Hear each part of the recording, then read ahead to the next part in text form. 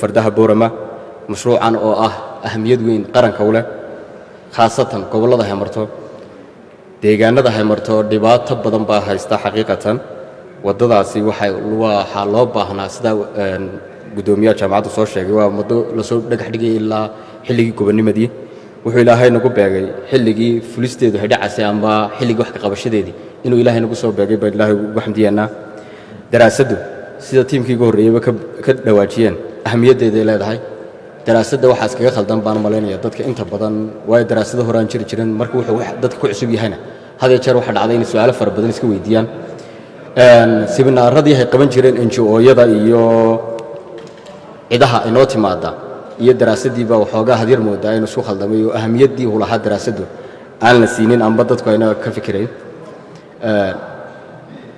xaqiiqatan daraasadaha labo daraasadood baa jiray oo mid gabagabo ku dhowdahay ma hadhamaatay waa mashruuca fardaha boorama iyo tii kale insha Allah shirkadii ku guuleysan lahayd wali gacanta lagu hayo ahayd mashruuca ka bilaabmi doona Hargeysa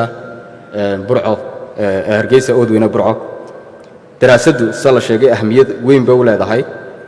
mararka qaar kood waxa dhacdaa in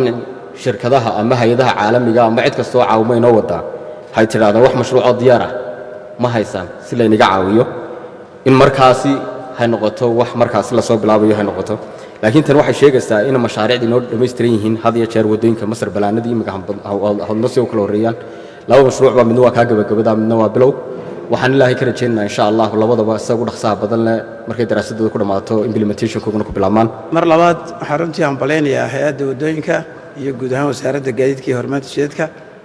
farxa gaar ah inoo maanta markaa in daraasadii ay dhamaystirnaatay reer Somaliland gaar ahaan dadka deegaanka gobolada Awdal iyo Salal iyo dhammaan dalalka naga jaarka laftooda waxaan ugu bushaareynaa wadadaas markaa inay bilaabi doonto sanadka dambe waxaan aad iyo aad u hambalyeeynaa bogaadinayaan awalan dadkii ku soo tacbay ee wasaaradda iyo hay'adda oo isbedel weyn ku yimiday maareeyaha cusub yimi iyo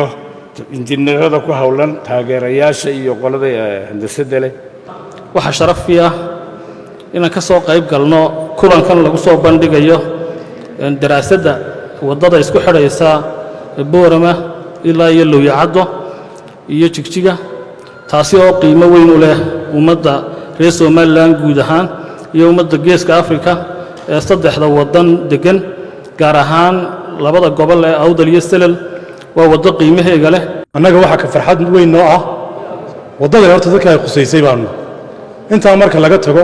ciddii soo martay ugu dambeysay ayaa naga ka warrami kartay culayskeyga iyo dhibkeyga garan kartay kulle waa noo farxad baladii daraasadii dhammaata waxa kalena waa laga yaabaa inay iska soo dhaqsadaan laakiin waxa la yidhi dhinka hunguriga weyne ama qaadistu dadasiya ama liqita marka anagu waanu yar degdegsanayno waxaanu islahay waxaa shumay si dhaqsoon idinka bilaabanto maantana waxaan u fadhinaa oo aynu halkan u joognaa in ay tahay shir ansixin anu saan u fahmay waa validation workshop marka mashruuca bilowgiisina maaha laakiin daraasadii markii la dhameystiray la dhameeyay reportkii ka soo baxay iyo warbixinihii ka soo baxay in dadka khubarada ah iyo dadka deegaanka ah loo soo bandhigo si ay wixii ay fikir iyo tala ay hayaan ay ku darayaan ay ugu daraan marka hore waxaan u mahadnaqaynaa dhammaan injineeradii iyo wasaaraddii iyo hay'addii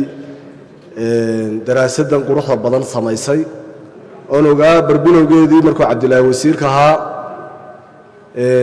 howlqabadka ay qabteen waa waajib dhammaanteen inay wada saarnaa oo fuliyeen waxay noo tahay inaynu maanta ka marakacno in dariiq halbowle ah oo ka mid ah jidadka aynu aaminsannahay inuu mustaqbalka dhaqaalaha dalka kor u qaadi doono in maanta qaybtii ugu muhiimsanayd oo ah daraasadii la dhammaystiro marka xigaad iyo aad baan ugu faraxsanahay maanta inaan u joogo bandhiga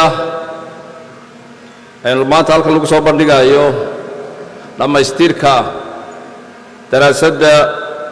waddada Looyacado fardaha Boorama oo aynu bilownay 26 Sebtembar 2020 inta way farxad maanta inaan u joogo dhammaystirkeedii horta waxa weyn horumar ma jiro waddanaan mar halkaas xali maanaha beerka qodi jiray dee macaash ma ogaan wixii waxay kaga ba'ay fiyuul iyo gaari aan ribaargaray laakiinse waxa weeyaan mar intaa isku jirtina waa de intee weyn waxba maaha markaa wadda la'aani waa dhibaato ilaahay waxaan ka rajaynayaa sidaa loo qorsheeyey